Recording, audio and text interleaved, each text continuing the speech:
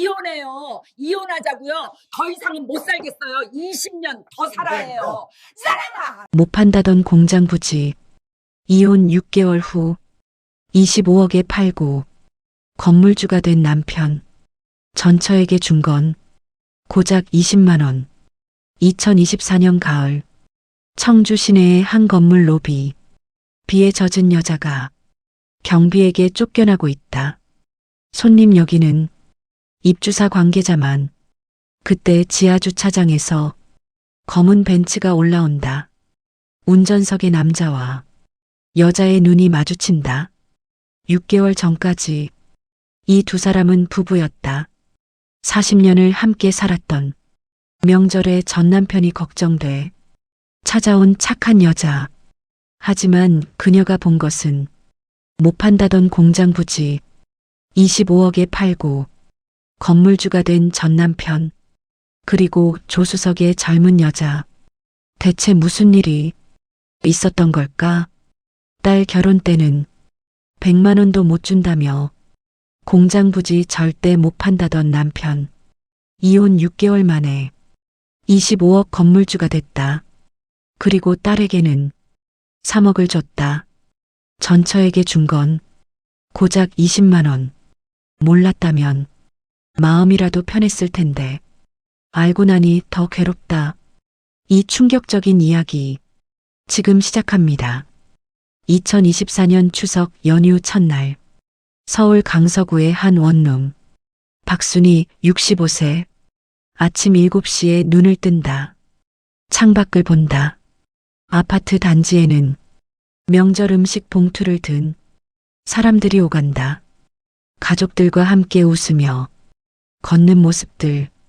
순이는 한숨을 쉰다. 좁은 부엌으로 간다. 작은 전기밥솥 하나. 밥을 짓고 김치찌개를 끓인다. 명절인데도 특별한 음식은 없다. 통장 잔고를 생각하면 그럴 여유가 없다. 핸드폰이 울린다. 딸 수진이다. 엄마 미안해요. 하연이가 감기 걸려서 병원 가야 해요. 추석에 못 갈 것 같아요. 순이는 담담하게 대답한다. 그래 어쩔 수 없지. 하연이 빨리 낫게 해. 전화를 끊는다. 작년에도 재작년에도 똑같은 핑계였다. 딸은 그냥 엄마를 피하고 싶은 것이다. 거실 테이블에 혼자 앉아 밥을 먹는다. TV에서는 명절 특집 프로그램이 나오지만 시끄럽기만 하다. TV를 끈다. 조용한 원룸. 숟가락 소리만 들린다. 김치찌개를 한술 뜬다. 목구멍이 막힌다. 40년 전 신혼 때는 시댁에 가서 음식도 만들고 제사도 지냈다. 힘들었지만 그래도 함께였다. 남편 김태수도 옆에 있었고 시어머니도 계셨고 온 가족이 모였었다. 지금은 혼자다. 이혼한 지 6개월. 딸도 안 오고 친구들도 다 바쁘고 설거지를 하며 문득 생각이 난다. 남편은 뭘 먹고 있을까? 태수도 혼자일 것이다. 딸 말로는 청주로 갔다고 했다. 혼자 살 텐데 명절 음식은 챙겨 먹는지 제사는 지내는지. 아니 내가 왜 그 사람 걱정을 하지. 고개를 젓는다. 하지만 마음 한 구석이 계속 불편하다. 밤 11시 침대에 누웠지만 잠이 오지 않는다. 천장을 보며 생각한다. 40년을 함께 산 사람인데 아무리 이혼했어도 명절에 혼자 있으면 외롭지 않을까? 순이는 핸드폰을 꺼낸다. 딸에게 문자를 보낸다.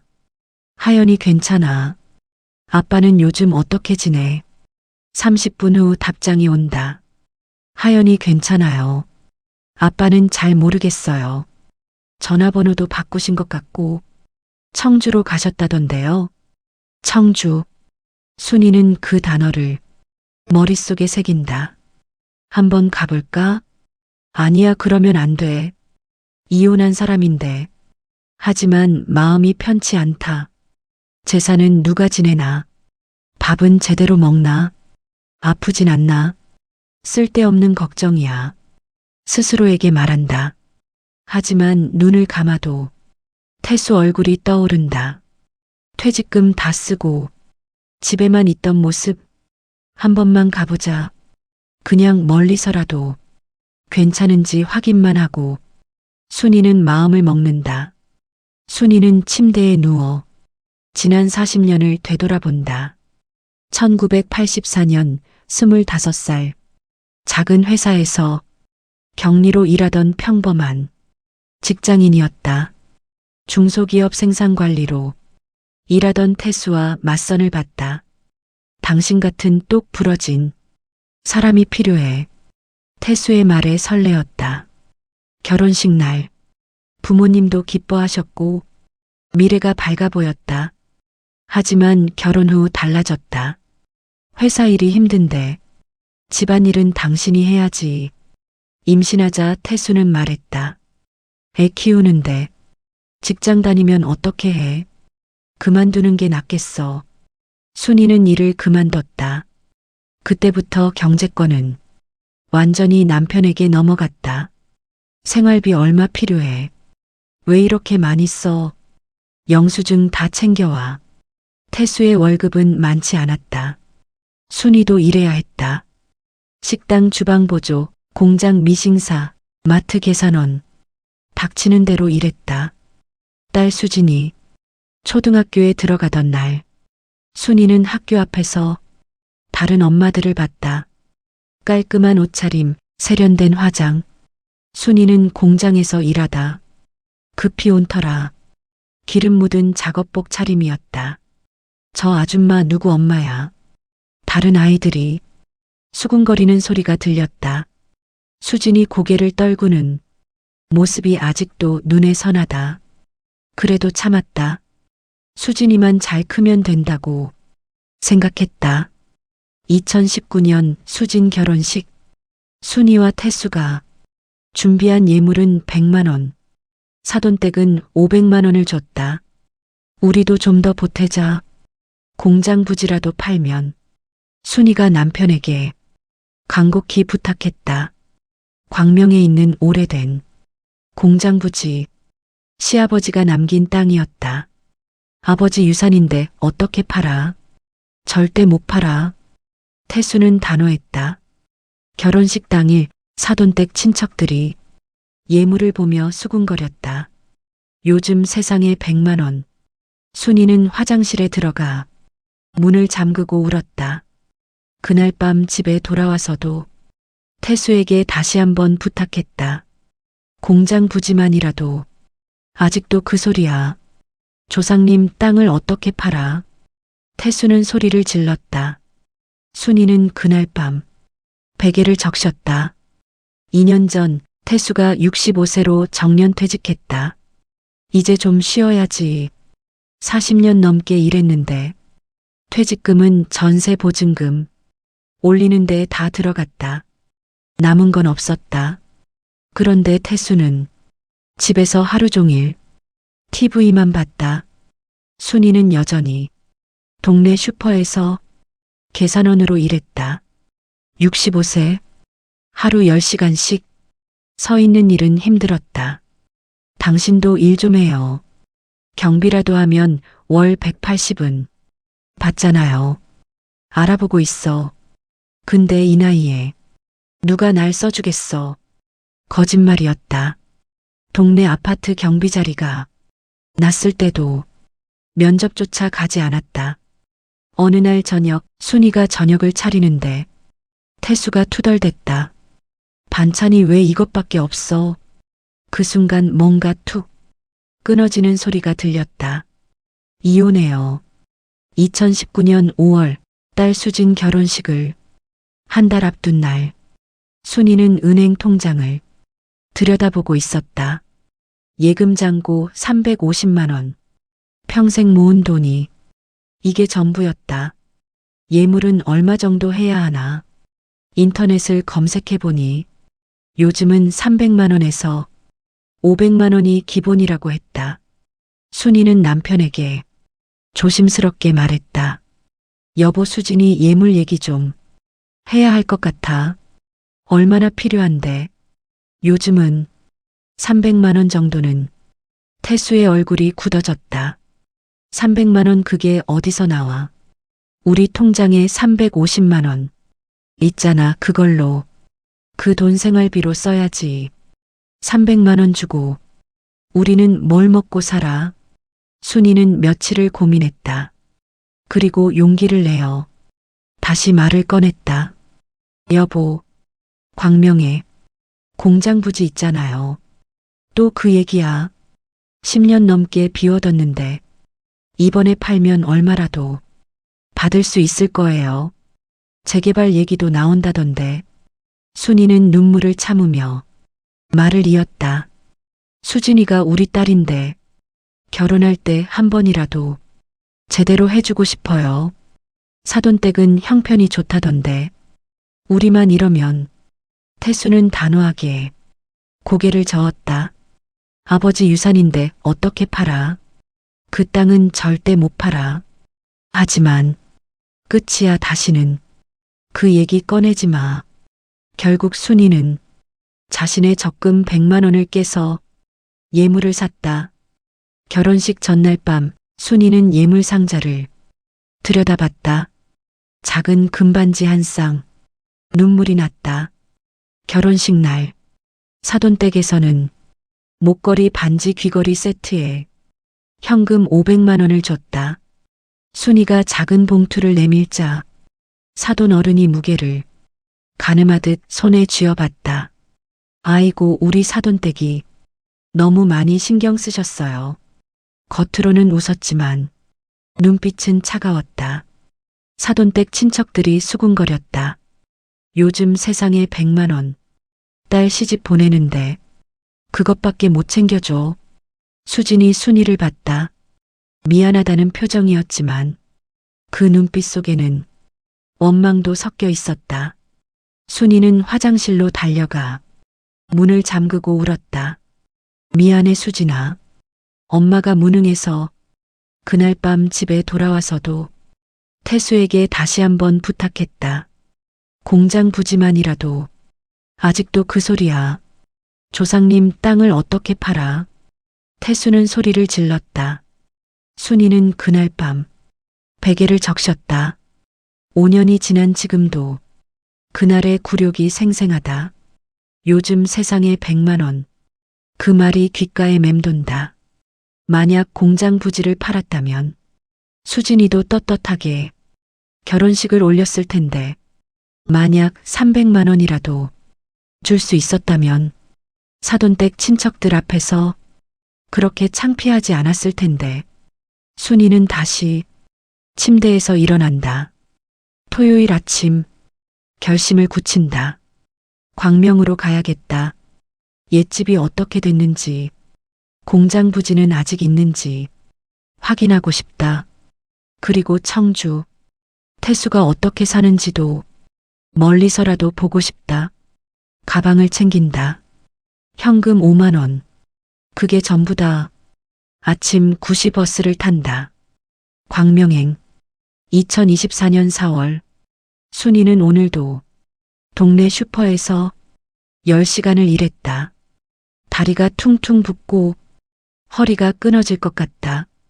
저녁 7시 집에 들어오니 태수는 거실에서 TV를 보고 있다. 다녀왔어요. 대답이 없다. 부엌으로 가서 냉장고를 연다. 저녁 준비할 재료가 별로 없다. 어제 남은 김치찌개를 데운다. 식탁에 밥을 차리는데 태수가 투덜댄다. 또 김치찌개야. 어제도 이거 먹었잖아. 순이의 손이 멈춘다. 재료가 없어서요. 장은 봤어. 돈이 좀. 태수는 한숨을 쉰다. 일해서 돈을 벌어야지. 나도 고생인데 밥도 제대로 못 먹네. 순이의 가슴이 답답하다. 당신도 일 좀 해요. 뭐? 당신도 일 좀 하라고요. 경비라도 하면 월 180은 받잖아요. 태수의 얼굴이 굳는다. 알아보고 있다니까. 근데 이 나이에 누가 날 써주겠어. 아파트 경비 자리 났을 때도 안 갔잖아요. 그건 조건이 안 맞아서. 순이는 참았던 말이 터져 나온다. 거짓말하지 마세요. 당신 일할 생각 없잖아요. 2년 동안 뭐 했어요? 집에서 TV만 봤잖아요. 당신이 뭘 알아? 내가 40년 넘게 일했어. 저도 40년 넘게 일했어요. 순이의 목소리가 떨린다. 결혼하고 단 하루도 쉰 적 없어요. 식당에서 일하고, 공장에서 일하고, 지금도 슈퍼에서 하루 10시간씩 서 있어요. 그게 회사 다니는 거랑 같아. 왜 달라요? 왜 당신만 일한 사람이에요? 태수는 대답하지 못한다. 순이는 눈물을 참으며 말한다. 이혼해요. 뭐? 이혼하자고요. 태수가 벌떡 일어난다. 갑자기 무슨 소리야? 40년을 살았는데 40년이라서 더 못 살겠어요. 순이는 차분하게 말한다. 앞으로 20년은 더 살 텐데 이렇게는 못 살아요. 당신 눈치 보며, 당신 밥 챙기며, 당신 빨래하며 더 이상은 못 하겠어요. 그럼 넌 어떻게 살 건데? 혼자요. 혼자 벌어서 혼자 먹고 살 거예요. 최소한 제가 번 돈은 제 마음대로 쓸 수 있잖아요. 태수는 당황한 표정으로 말한다. 알았어. 내가 잘못했어. 일자리 알아볼게. 그러니까 이런 얘기는 늦었어요. 순이는 방으로 들어가 문을 닫는다. 2주 후 구청, 가족관계 등록과 순이와 태수는 협의 이혼 서류에 도장을 찍었다. 재산은 전세금 1억 8천만 원이 전부였다. 순이 8천만 원, 태수 1억 원. 연락할 일 있으면 하고. 태수가 어색하게 말한다. 순이는 대답 없이 고개만 끄덕인다. 구청을 나서며 순이는 생각한다. 이제 끝이다. 가슴 한 구석이 허전하지만 동시에 홀가분하다. 40년의 무게가 내려놓아지는 느낌. 더 이상 눈치 보지 않아도 된다. 더 이상 참지 않아도 된다. 순이는 원룸 부동산으로 간다. 보증금 3천만 원, 월세 30만 원짜리를 계약한다. 좁지만 혼자 살기엔 충분하다. 이사하는 날, 짐은 많지 않다. 옷가지 몇 벌, 이불 하나, 작은 전기밥솥, 그게 전부다. 새 집 열쇠를 돌린다. 좁은 원룸이지만 이제 내 공간이다. 순이는 작게 웃는다. 2024년 9월 추석 연휴가 끝나고 일주일 후 순이는 동네 슈퍼에서 일하고 있다. 계산대에 서서 손님들을 응대한다. 월급 180만 원. 월세 내고 생활비 쓰면 남는 게 거의 없다. 그래도 예전보다는 편하다. 남편 눈치 볼 필요 없고 밥도 내 마음대로 먹고 TV도 내가 보고 싶은 걸 본다. 하지만 문득문득 생각이 난다. 태수는 어떻게 지낼까? 명절은 어떻게 보냈을까? 퇴근 후 원룸으로 돌아온다. 저녁을 먹으며 핸드폰을 꺼낸다. 딸에게 전화한다. 수진아, 엄마 무슨 일이에요? 아니 그냥 아빠 요즘 어떻게 지내니? 전화기 너머로 수진이 잠시 뜸을 들인다. 잘 모르겠어요. 연락은 하고 지내. 가끔요. 전화번호도 바꾸신 것 같고 어디 사는지는 알아. 청주로 갔다고 하시던데요. 거기서 뭐 하신다고? 청주. 순이는 적어둔다. 그래 알았어. 전화를 끊고 한참을 멍하니 앉아 있다. 청주면 서울에서 2시간 정도. 멀지 않다. 한번 가볼까? 고개를 젓는다. 아니야, 쓸데없는 짓이야. 하지만 마음이 불편하다. 며칠 후, 순이는 광명 옛집 주소를 검색한다. 10년 만이다. 집은 남아있으려나. 토요일 아침, 순이는 광명행 버스를 탄다. 1시간 반 후, 옛집 근처에 도착한다. 하지만 낯선 풍경이 펼쳐진다. 집이 있던 자리는 텅 비어 있다. 철거된 흔적만 남아있다. 여기가 맞나? 주변을 둘러본다. 옆집도 철거됐다. 동네 전체가 공사 중이다. 근처 부동산 중개소를 찾아간다. 저기요, 혹시 이 근처 공장 부지 아세요? 60대 남자가 고개를 끄덕인다. 아, 그 공장요. 재개발로 다 팔렸어요. 팔렸어요. 네, 몇 달 전에요. 이 일대가 전부 재개발 구역이 됐거든요. 순이의 가슴이 철렁 내려앉는다. 그럼 그 땅 주인은 김 사장님 제일 먼저 팔았죠. 땅값 엄청 받았다던데요. 얼마나요? 25억은 받았다고 들었어요. 요즘 그 근처가 핫해서. 순이는 말을 잇지 못한다. 부동산 사장이 말을 이른다. 그 돈으로 청주 시내에 상가 건물 샀다던데요. 완전 대박 나신 거죠. 청주. 딸이 말했던 그 청주. 청주. 순이는 부동산을 나선다. 머릿속이 하얘진다. 25억. 딸 결혼할 때는 100만 원도 아깝다고 하더니 아버지 유산이라 못 판다고 하더니 이혼하자마자 팔았단 말인가. 버스 정류장 벤치에 앉는다. 손이 떨린다. 청주 시내 상가 건물 확인해야 한다. 순이는 핸드폰을 꺼내 청주행 버스 시간표를 검색한다. 2시간 후 버스가 있다. 표를 예매한다. 편의점에 들어가 김밥 하나와 물을 산다. 2,000원. 벤치에 앉아 김밥을 먹는다. 목구멍으로 넘어가지 않는다. 25억. 100만 원. 숫자가 머릿속을 맴돈다. 만약 딸 결혼 전에 팔았다면 수진이도 떳떳하게 결혼식을 올렸을 텐데, 만약 이혼 전에 팔았다면 재산 분할로 내 몫도 있었을 텐데, 하필 이혼하고 나서 6개월만 늦게 이혼했어도, 아니 태수가 6개월만 빨리 팔았어도. 순이는 물을 마신다. 버스 시간이 다가온다. 일어서서 버스 정류장으로 간다. 청주. 가야 한다. 직접 봐야 한다. 같은 날 오후, 순이는 청주행 시외버스에 몸을 싣는다.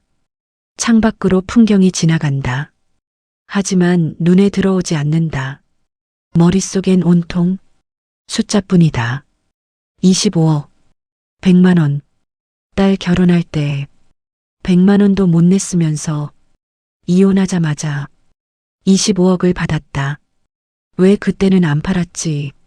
만약 딸 결혼 전에 팔았다면 수진이도 떳떳하게 결혼식을 올렸을 텐데, 만약 이혼 전에 팔았다면 재산 분할로 내 몫도 있었을 텐데, 하필 이혼하고 나서. 순이는 주먹을 쥔다. 손톱이 손바닥에 박힌다. 6개월 차이로 천국과 지옥이 갈렸다. 8천만 원 받고 원룸 사는 나, 25억 받고 건물주 된 남편. 버스는 청주 시외버스터미널에 도착한다. 오후 4시, 순이는 택시를 탄다. 시내 중심가로 가주세요. 택시는 번화가를 지나간다. 저기요, 이 근처에 상가 건물 있는 거 아세요? 최근에 새 주인이 들어왔다던데. 아, 중앙로 쪽. 거기 요즘 핫하죠. 재개발 예정이라. 택시는 중앙로에 멈춘다. 순이는 택시비를 내고 내린다. 5,000원. 거리를 걸으며 주변을 둘러본다. 그리고 멈춘다. 5층짜리 상가 건물. 깔끔한 외관.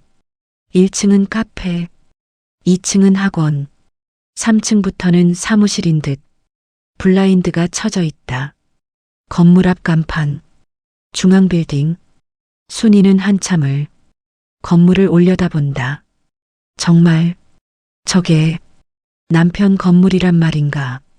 1년 전까지 원룸 월세방에서 TV만 보던 남편이 지금은 저런 건물이 주인이라니. 비가 부슬부슬 내리기 시작한다. 순이는 건물로 들어간다. 1층 로비. 깔끔한 대리석 바닥. 가죽 소파. 화분이 놓인 로비. 순이는 소파에 앉는다. 비에 젖은 옷. 진흙 묻은 신발. 초라한 모습이다. 잠시 후 경비실에서 50대 남자가 나온다. 이름표 박 반장. 손님 죄송합니다만 순이를 위아래로 훑어본다. 여기는 건물주님과 입주사 관계자분들만 이용하실 수 있습니다. 아, 네 죄송해요. 순이는 일어나려는데 지하 주차장에서 차 한 대가 올라온다. 검은색 벤츠 E클래스. 운전석에 앉은 남자. 순이의 가슴이 철렁 내려앉는다. 김태수다. 6개월 만에 보는 얼굴. 하지만 완전히 다른 사람 같다. 정장 차림. 깔끔하게 빗은 머리. 조수석에는 40대 후반으로 보이는 여자가 앉아 있다. 화려한 옷차림. 명품 가방. 차가 로비 앞을 지나간다. 순간 태수와 눈이 마주친다. 태수의 표정이 굳는다. 순이도 그 자리에 얼어붙는다. 차는 급히 지하 주차장으로 내려간다. 경비가 순이를 재촉한다. 손님 밖에서 기다려 주시겠어요? 순이는 로비를 나선다. 건물 밖 버스 정류장. 비가 더 세게 내린다. 순이는 정류장 벤치에 앉는다. 온몸이 떨린다. 태수다, 분명 태수였다. 그리고 저 여자는 누구지? 5분 후 태수가 건물 밖으로 뛰어나온다. 잠깐. 순이를 향해 달려온다. 숨을 헐떡이며 순이 앞에 선다. 당신이 여기 왜 있어? 순이는 그를 똑바로 본다. 걱정돼서 왔어요. 명절에 혼자 있을까봐. 태수가 말한다. 일단 들어가서 얘기하자. 비도 오는데. 어디로요? 저기 근처 편의점 앞에. 두 사람은 건물 모퉁이 편의점 앞 야외 테이블로 간다. 플라스틱 의자에 마주 앉는다. 어색한 침묵. 순이가 먼저 입을 연다. 공장 부지 팔았다면서요? 태수는 고개를 끄덕인다. 응, 재개발 들어온다길래 25억 받았다고 하던데. 그 정도 됐어. 순이는 웃음이 나온다. 딸 결혼할 때는 한 푼도 못 준다고 하더니 그땐 재개발 얘기가 없었잖아. 거짓말. 5년 전에도 재개발 얘기 있었어요. 당신이 안 판 거지. 태수는 대답하지 못한다. 순이가 묻는다. 이 건물도 당신 거예요. 그래. 20억 주고 샀어. 저 여자는 누구예요? 사업 파트너야. 카페 프랜차이즈 같이 운영하고 있어. 사업 파트너. 순이는 쓴웃음을 짓는다. 미안해. 연락했어야 했는데. 태수가 주머니에서 명함을 꺼낸다. 그리고 그 명함에 5만 원권 사장을 끼운다. 연락처 적어뒀어. 필요하면 연락해. 20만 원. 순이는 명함과 돈을 본다. 40년. 20만 원. 순이는 명함과 돈을 받는다.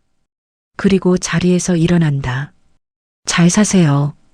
등을 돌린다. 뒤에서 태수가 부른다. 순이야. 순이는 돌아보지 않는다.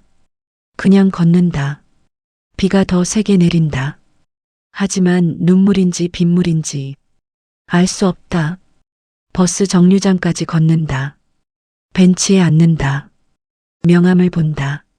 김태수, 중앙빌딩 대표, 그리고 20만 원. 순이는 명함을 구기려다 멈춘다. 당장 생활비가 필요하니까 지갑에 넣는다. 40년을 함께 살았는데, 40년 동안 희생했는데, 고작 20만 원.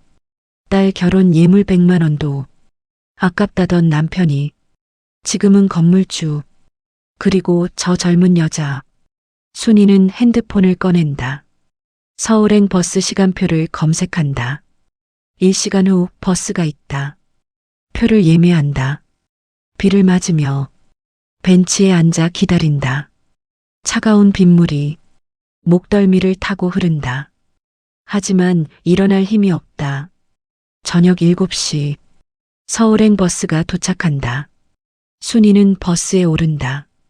창가 자리에 앉는다. 버스가 출발한다. 청주를 벗어난다. 순이는 가방에서 명함을 꺼낸다. 김태수 중앙빌딩 대표, 그리고 20만 원. 명함을 다시 구긴다. 하지만 돈은 지갑에 그대로 둔다. 생활비니까. 밤 9시 서울 강서구 원룸에 도착한다. 문을 열고 들어간다. 좁은 원룸. 젖은 옷을 벗는다. 샤워를 한다. 뜨거운 물이 몸을 타고 흐른다. 하지만 추위가 가시지 않는다. 속까지 얼어붙은 것 같다. 샤워를 마치고 나온다. 거울을 본다. 65세, 주름진 얼굴, 지친 눈빛. 이게 40년의 대가인가. 순이는 거실로 나온다. 테이블 위에 20만 원을 놓는다. 그리고 그 옆에 명함을 놓는다. 김태수 중앙빌딩 대표. 순이는 의자에 앉는다. 한참을 그것들을 본다. 그리고 생각한다. 딸에게 물어봐야겠다.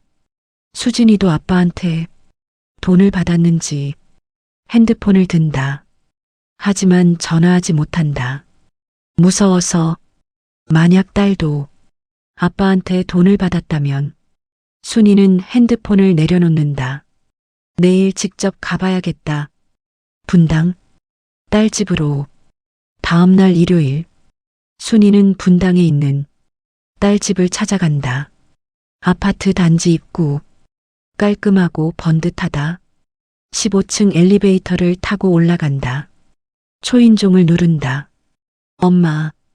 딸 수진이 문을 연다. 놀란 표정이다. 갑자기 왜? 그냥 하연이 보고 싶어서. 거실로 들어간다. 넓고 깨끗한 집. 새 가구들. 집 좋다. 고마워요, 엄마. 하연이가 방에서 뛰어나온다. 할머니. 우리 하연이 많이 컸네. 하연이 방으로 들어간다. 거대한 레고 세트가 눈에 띈다. 우와, 이거 비싼 거다. 할아버지가 사주셨어요. 생일 선물이에요. 할아버지. 할아버지가 50만 원짜리 사주셨어요. 엄청 크죠? 순이의 가슴이 철렁 내려앉는다. 거실로 나온다.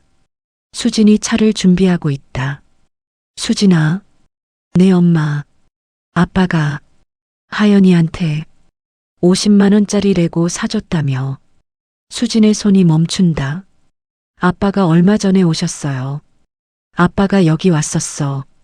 네. 순이는 조용히 묻는다. 이 집 아빠가 도와준 거지. 수진은 대답하지 못한다.